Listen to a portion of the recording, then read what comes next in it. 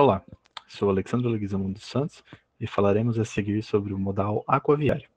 Este trabalho é composto por mim, Felipe, Fernanda, Guilherme e Pedro Rafael.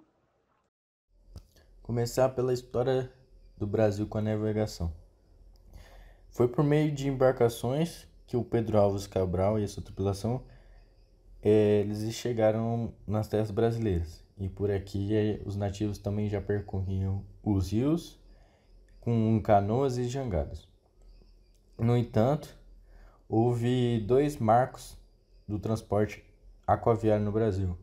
A primeira foi a abertura dos portos, em 1808, e a segunda foi a invenção do navio a vapor no século XIX. Transporte aquático, aquaviário ou hidroviário consiste no transporte de mercadorias ou passageiros por barcos, navios ou balsas, via um corpo de água, como por exemplo os oceanos, os mares, os lagos, os rios ou canais. Esse tipo de transporte engloba tanto transportes em larga escala, como importações e exportações, como também em pequenas escalas, como por exemplo os sistemas de transporte de pessoas por meio de balsas no estado do Amazonas. No Brasil, temos que nossas principais cidades que trabalham com esse tipo de sistema são as cidades de Santos, localizada no estado de São Paulo, e a cidade de Paranaguá, localizada no estado do Paraná. Porém, historicamente, as hidrovias acabaram sendo deixadas de lado durante o crescimento dos sistemas de transporte no Brasil. Comprovando isso, temos que apenas 13% dos transportes no país são realizados através deste modal, enquanto o meio de transporte mais utilizado se dá através das rodovias, cerca de 63%. Em seguida, temos as ferrovias e os aviões, ocupando cerca de 21% e 3%, respectivamente. Aí vamos partir para os tipos de transporte aquaviário. Existem dois tipos de transporte aquaviário e eles são divididos pelos meios que eles são utilizados, ou seja, ou ele é usado pelo fluvial ou é marítimo. O fluvial seria por meio de lagos e rios e o marítimo seria pelo mar aberto. Aí dentro desse mar aberto a gente tem a cabotagem, que nada mais é a viagem entre portos do país e a gente não perde a visão da costa.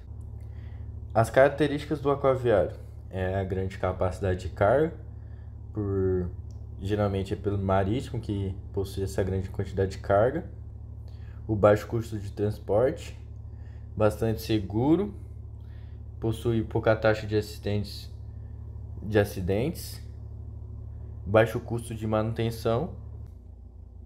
Aí também temos baixo custo de implantação, analisando uma via de leito natural, não havendo necessidade de eclusas, barragens ou canais. Ou seja, é como se você não precisasse de asfalto, o que o próprio asfalto seria a água. Aí também temos diminuir o fluxo do transporte rodoviário, que a gente transfere o fluxo pro aquaviário. E além de mostrar mais econômico, apresenta menos impacto ambiental. A sua eficiência energética é 29 vezes superior, o consumo de combustível 19 vezes menor, além de emitir 6 vezes menos CO2 e 18 vezes menos NOx. Este modelo de transporte cobre o essencial das matérias-primas, como, por exemplo, o petróleo, carvão, minérios de ferro, cereais, bauxita, alumínio e fosfato, entre outros. Mas também pode transportar produtos previamente acomodados em sacas, caixotes ou outro tipo de embalagem, conhecidos como carga geral, que geralmente são alocadas em grandes containers. Aí temos uns dados da ANTAC, que seria a Agência Nacional de Transportes Aquaviários, e esses dados são de 2016. E temos 491,1 milhões de toneladas de carga que foram movimentadas em portos organizados e terminais privados, aumento de 2,1% em relação a 2015. Aí o próximo é principal destino de exportação: China, 339,9 milhões de toneladas, principalmente com minérios e soja.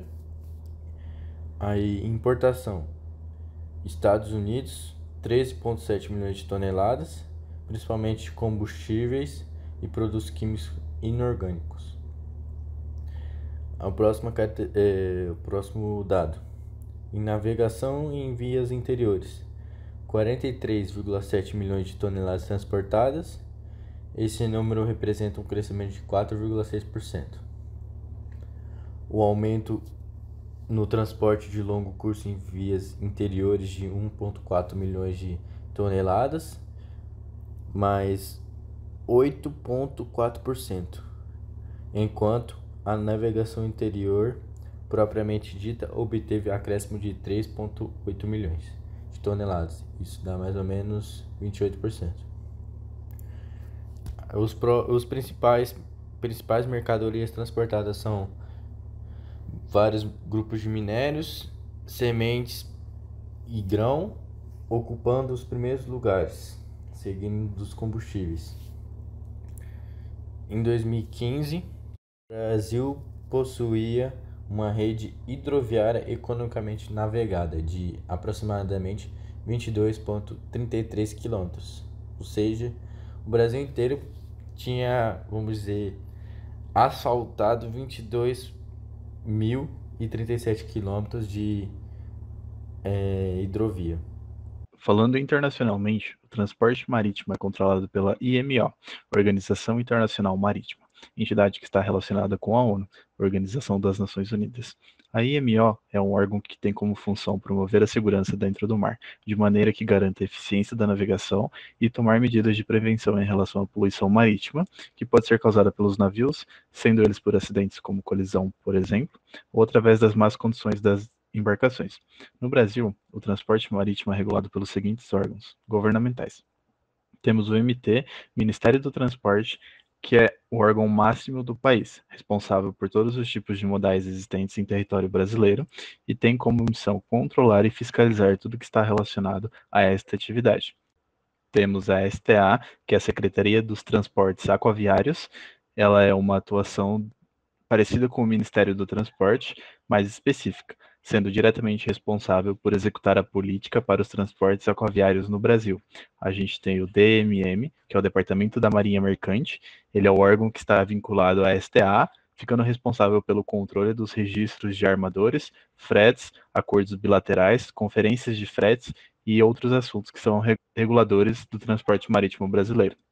A gente tem o TM, que é o Tribunal Marítimo, e ele é vinculado ao Ministério da Marinha, respondendo pelos julgamentos de acidentes marítimos e fluviais. É possível que as suas conclusões e laudos técnicos sejam usados até pela Justiça Civil, caso haja necessidade. Também é responsável pelo registro de navios brasileiros que trabalham nos sistemas de cargas, tanto através da cabotagem quanto de navegação ao longo curso. Temos também a ANTAQ, que é a Agência Nacional de Transportes Aquaviários. Ela é uma agência reguladora vinculada ao Ministério do Transporte. É uma entidade integrante da administração federal submetida ao regime autárquico especial, com finalidade de regular, supervisionar e fiscalizar as atividades de prestação de serviços aquaviários e de exploração da infraestrutura portuária e aquaviária, harmonizando os interesses do usuário com os das empresas prestadoras de serviços, preservando o interesse público. Infraestrutura e superestrutura aquaviária são os itens que permitem a navegação e transporte por meio aquático. Dentre elas estão: hidrovias são caminhos para a navegação naval e consistem de rios com profundidade aceitável, ou seja, que são capazes de comportar um transporte de cargas via navegações. No Brasil, com suas inúmeras bacias hidrográficas, faz possível o uso de transporte aquaviário, tendo em conta os mais de 21 mil quilômetros de rios navegáveis e os 15 mil quilômetros de trechos que já são considerados potencialmente navegáveis, que proporciona grande vantagem nessa modalidade de transporte. Portanto, a adaptação das bacias são pouco necessárias para o transporte.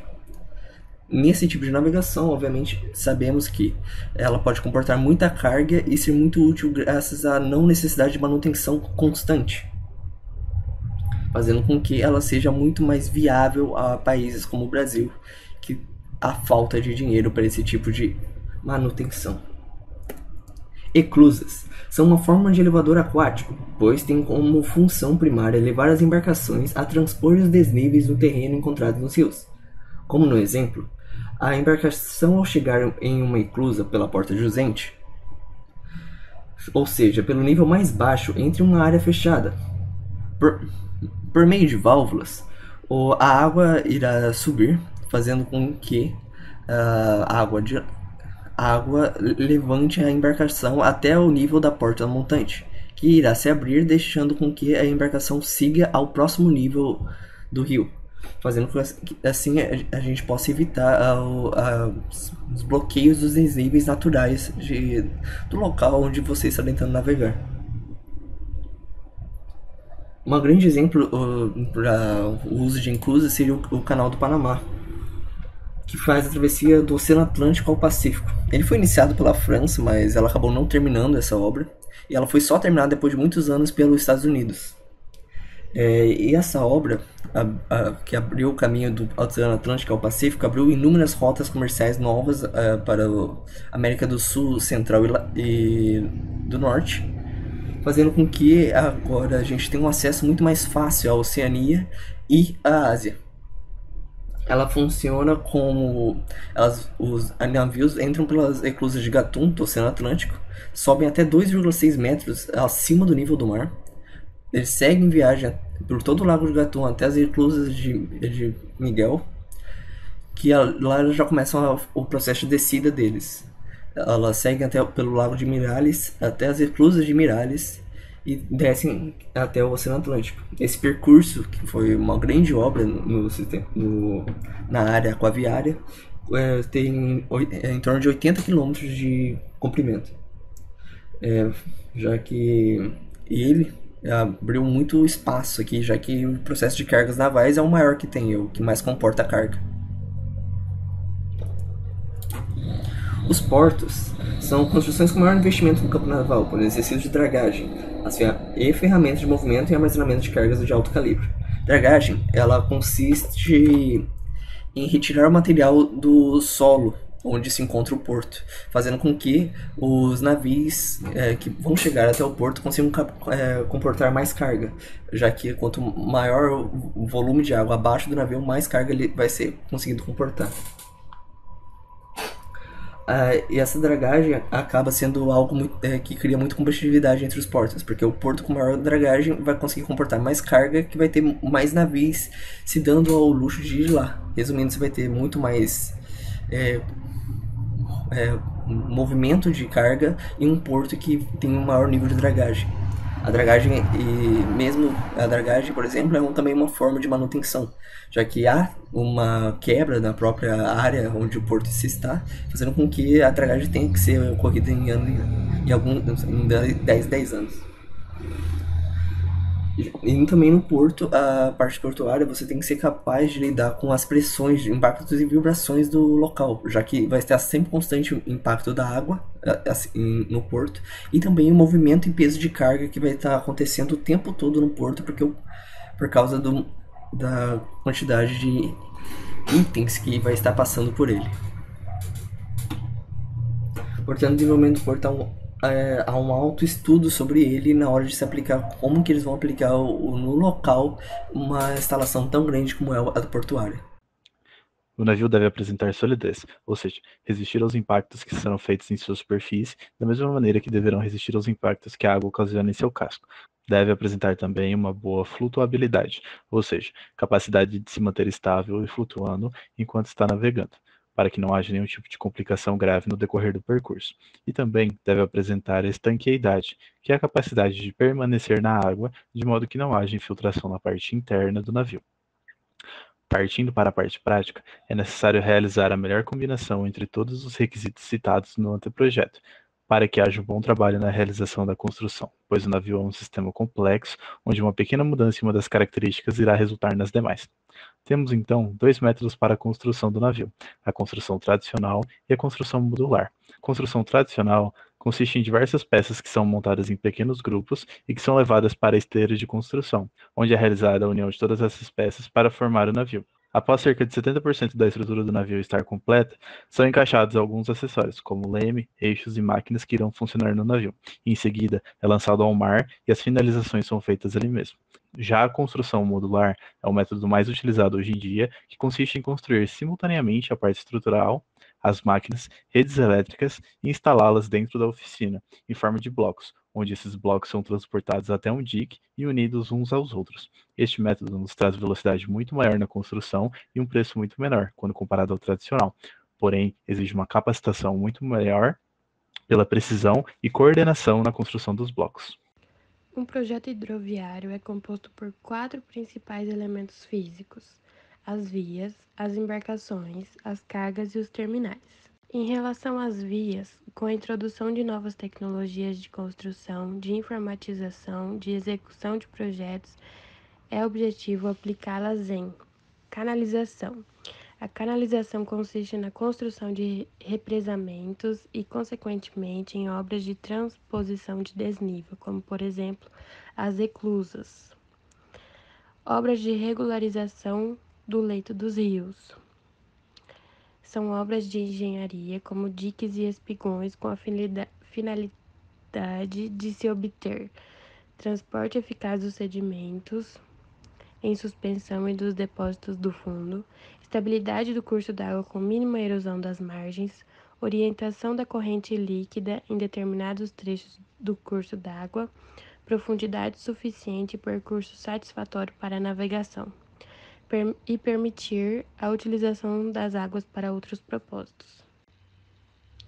Obras para estabilidade e proteção de margens, que são proteções contínuas flexíveis, proteções contínuas rígidas, proteções descontínuas, dragagens e derrocamentos de pontos específicos, elaboração de cartas náuticas eletrônicas dos rios, que é uma importante ferramenta para navegação franca, segura e de caráter comercial, balizamento e sinalização dos rios, que consiste em delimitar a faixa, o canal de navegação, o local onde o rio apresenta as melhores condições para que uma embarcação tipo possa navegar com segurança, e isso é feito com boias reflexivas. Sistema de boias de amarração de embarcações. Servem para amarrar as embarcações, quer num trecho de passagem difícil ou antes de uma eclusa, onde em ambas as situações requer desmembramentos. Agora, em relação às embarcações, é objetivo que se apliquem as seguintes tecnologias: utilização de radares, que auxiliam a navegação dando-lhe mais segurança e precisão, ecobatímetro, instrumento que por meio de ondas eletromagnéticas identifica a distância entre a quilha da embarcação até o fundo do rio. O Boat Thruster é uma pequena embarcação que é monitorada por controle remoto da cabine de comando do empurrador. Esta embarcação emite fluxo de água lateralmente, o que resulta no exponencial incremento de manobrabilidade do comboio para rios sinuosos, eliminando a ocorrência de batidas em margens e barrancos, além de diminuir significativamente o tempo de navegação. Empurrador com propulsão azimutal, casco duplo para transporte de cargas perigosa.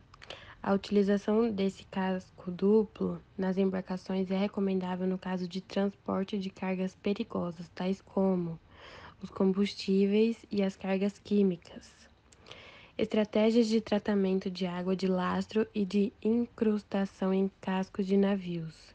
A introdução de organismos aquáticos nocivos e patogênicos é considerada uma das maiores ameaças ambientais provocadas pelo tráfego marinho. No transporte fluvial não é tão diferente. A água usada para lastrar as embarcações, proporcionando maior manobrabilidade e estabilidade, pode introduzir espécies exóticas em habitats diferentes, com prejuízo à saúde humana, à biodiversidade, às atividades pesqueiras e de maricultura. A incrustação em cascos também é responsável pela introdução de espécies indesejáveis. Em relação às cargas, os tipos de cargas a serem analisados são os granéis sólidos, que são os grãos, e os granéis líquidos, que são os óleos, vegetais, combustíveis, cargas químicas.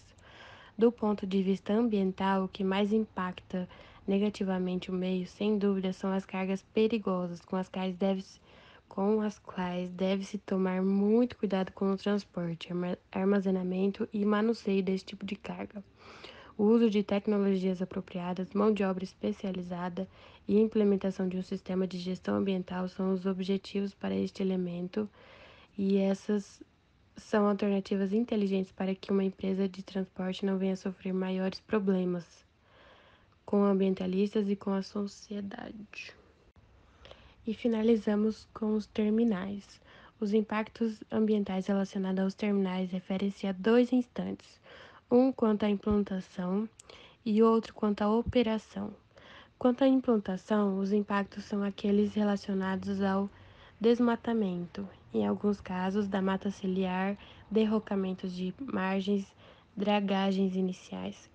Quanto à operação, os impactos são aqueles relacionados ao abastecimento das embarcações, à lavagem dos tanques, à lavagem das barcaças, ao descarregamento da água de lastro, à ocorrência de vazamento de cargas perigosas no manuseio e no transbordo, a coleta das águas residuárias e do lixo das embarcações, entre outros aspectos ambientais que podem causar impactos negativos ao meio ambiente. A implantação de um sistema de gestão ambiental pode minimizar bem tais impactos. Exemplos de transporte aquaviários. A grosso modo, podemos dizer que transporte aquaviário são aqueles realizados por meio da água, que pode ser dividido em marítimo, fluvial e lacustre. Bom, já que foi dito anteriormente de forma mais detalhada sobre os modais, eu só vou passar por cima e em seguida vou dar os exemplos de cada tipo, né? Bom, vamos começar pelo marítimo. O transporte aquaviário marítimo é a modalidade que ocorre nos mares e oceanos. É muito utilizado tanto para transporte de pessoas quanto de mercadorias, a longa e curtas distâncias. E a gente pode classificar esse transporte aquaviário marítimo em dois tipos: o cabotagem ou transporte costeiro e o internacional ou transporte de longo percurso. O de cabotagem, né, como já indica o nome, é um transporte doméstico que é realizado somente entre portos de território nacional, ou seja, ele é realizado bem na costa do país, né? E um exemplo são os cargueiros que ficam ali por perto da costa, os barcos de pesca e as barcas que geralmente fazem o transporte de pessoas de cidade para cidade, como por exemplo a linha Rio-Niterói. E o internacional ou transporte de longo percurso. Esse é realizado por portos nacionais e internacionais, como já indica o nome, né? E dois exemplos seriam os cruzeiros e o navio petroleiro. Bom, agora vamos para outro modal, que é o fluvial. O transporte fluvial é aquele realizado por meio de hidrovias e rios, sendo muito utilizado principalmente para o transporte de pessoas. Aqui no Brasil a gente apresenta cerca de 48 mil quilômetros de hidrovia, com 16 hidrovias e 20 portos. E é um meio muito utilizado no Brasil, principalmente na região norte e nordeste, com exceção dos períodos de seca, né? E exemplos desses transportes são os barcos de pequeno porte, balsas e barcos a vapor. Também há várias casas-barcos, né, assim que a gente chama, que são basicamente casas flutuantes que ficam nesses rios, né? Na região norte, principalmente. E por último temos o modal lacustre. O transporte lacustre é a modalidade que ocorre em lagos, lagoas e lagunas. Não apresenta um percurso muito longo e geralmente é usado para o transporte de pessoas e mercadorias entre cidades, né? E esse modal é bem pouco utilizado no Brasil, sendo mais comum na região sul do país. E também é geralmente comumente feito através de barcos e balsas também. Principais problemas patológicos e exemplos. Como dito anteriormente, o transporte aquaviário é um dos meios de transporte mais antigos utilizados no mundo. principalmente no transporte de cargas. No entanto, não é perfeito e apresenta diversos problemas patológicos e dificuldades na implantação e na utilização deles. Por exemplo, no transporte marítimo. Um dos principais problemas é o elevado tempo de entrega, dadas as longas distâncias e a necessidade de passar pelos portos e pela alfândega, além da alta chance de que os produtos possam apresentar danos. Aqui no Brasil a gente sofre muito com o alto custo de transporte e a precariedade e falta de infraestrutura nos portos, além da falta de fiscalização e a burocracia é muito densa. Nos transportes fluviais, possui uma limitação, né, de navegação em apenas hidrovias. Geralmente são utilizados apenas em transportes regionais, assim não consegue abranger o país inteiro e possui baixa velocidade. E antes de se utilizar o rio, esse local de navegação, ele tem que passar por uma avaliação para conferir se o local é apropriado para navegação e é algo que demanda bastante tempo e burocracia para ser determinado. No Brasil, durante as épocas de seca, principalmente na região norte e nordeste, não é possível navegar em diversas hidrovias, além de causar diversos problemas ambientais, como, por exemplo, a poluição dos rios por derramamento de óleo e excesso de lixo que causa essa navegação excessiva nesses rios, o que acabam afetando o curso normal da água. Já no transporte lacustre, é um transporte bem lento e pouco utilizado no comércio internacional, porque há uma quantidade de lagos navegáveis no mundo bem baixa, né? Além de ser pouco flexível. Aqui no Brasil, por exemplo, é a modal menos utilizada da navegação.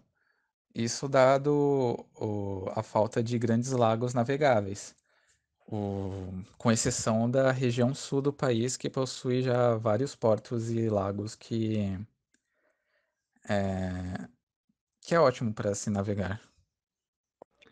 A seguir, temos as referências que foram utilizadas para a elaboração deste trabalho.